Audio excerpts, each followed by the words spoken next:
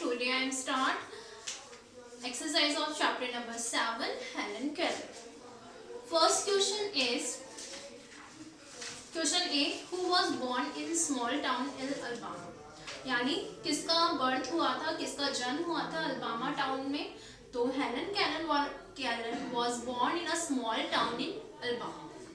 Next question B. Who named her Helen Keller? किसने Helen Keller का नाम रखा, मतलब किसने उनको ये नाम दिया? तो हर parents named her Helen Keller.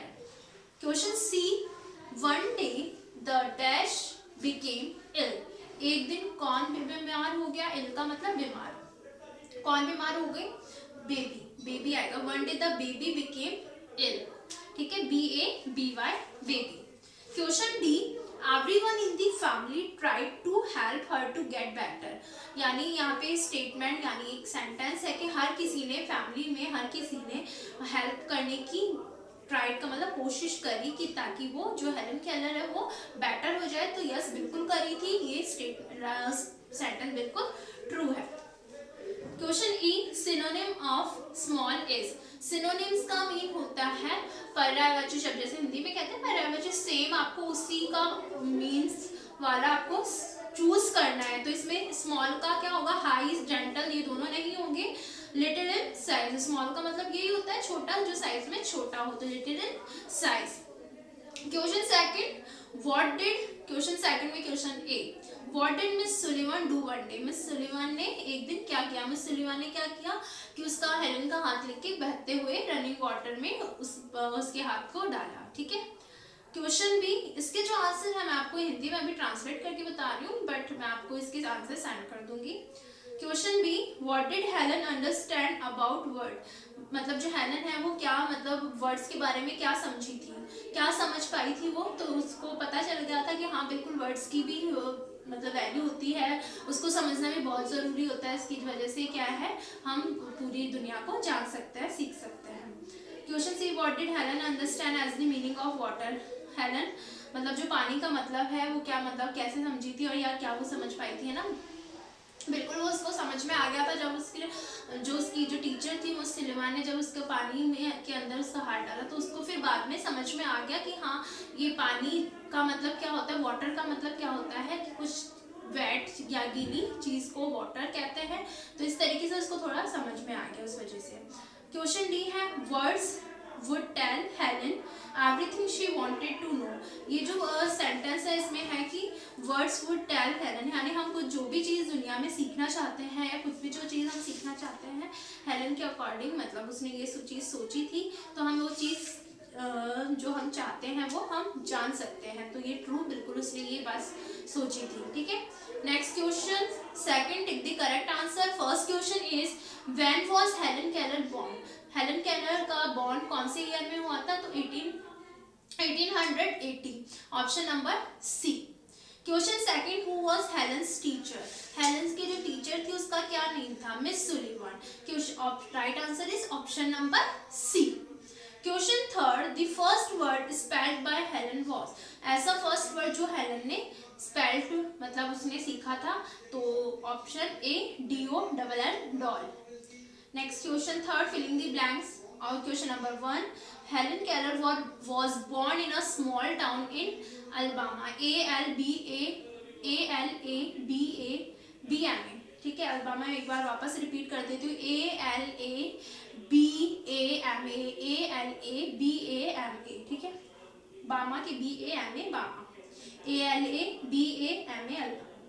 Question second. Helen was not the same after her. Helen जैसी वो पहले थी वैसी वो उसकी इलनेस के बाद यानी उसकी बीमारी के बाद वो वैसी नहीं रही. तो ILLNESS illness. Question third.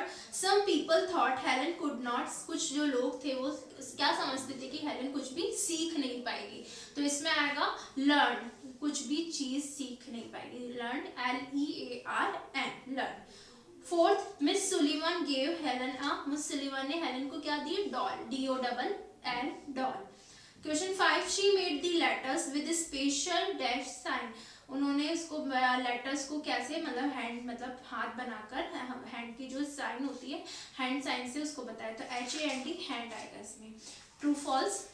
हेलेन्स parents do not love her, Helen के पेरेंट्स उससे प्यार नहीं करते थे, फॉल्स है ये, उससे बहुत लव करते थे वो तो। Question second, Helen Keller could not see और हियर, हेलन केलर ना तो वो देख सकती थी ना सुन सकती थी, बिल्कुल राइट है, ट्रू।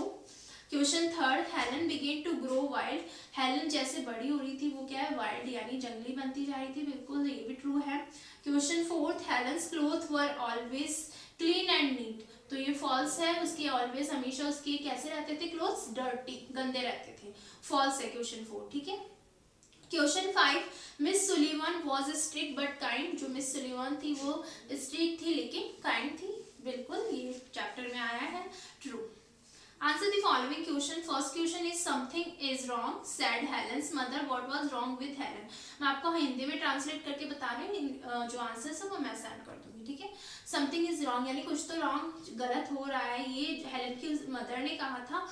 क्या चीज उसके साथ गलत हो रही थी, मतलब क्या चीज गलत थी उसके साथ, मतलब उसके साथ ये था कि वो देख और सुन नहीं सकती थी, ये चीज गलत थी उसके साथ। Second, although Helen could not here और सी, यद्यपि जो हेलन थी वो ना तो देख सकती थी ना सुन सकती थी। What kind of girl was she, लेकिन वो किस टाइप की गर्ल थी, तो वो क्या थी, वो कैसी थी, लेकिन वो ना तो देख सकती थी ना वो सुन सकती थी, लेकिन फिर भी वो एक ब्राइट स्टूडेंट थी। Question third, who agreed to help Helen, किसने मतलब हेलेन की हेल्प करने की मतलब के लिए वो एग्री हुई, तो miss Sullivan. Question 4, how did miss Sullivan help Helen, कैसे उन्होंने मिस सुलीवन ने उसकी टीचर ने हेलेन की हेल्प करी, उसने उनकी टीचर ने उसको जो वर्ड्स थे वो हैंड साइन के थ्रू लेटर्स को सिखाया और वर्ड्स को पहचानना, उसको आइडेंटिफाई करना, उसके बारे में उसको बताया, इस तरीके से उन्होंने उसकी हेल्प करी।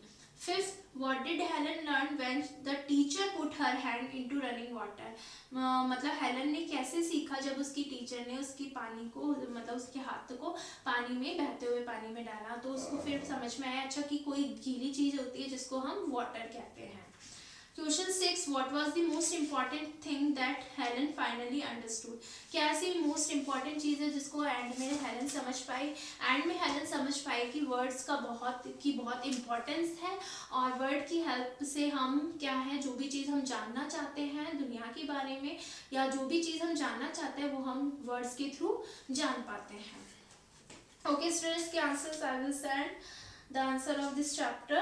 And question number C, vocabulary question. This is very easy question. Here are some options, some words, so you can use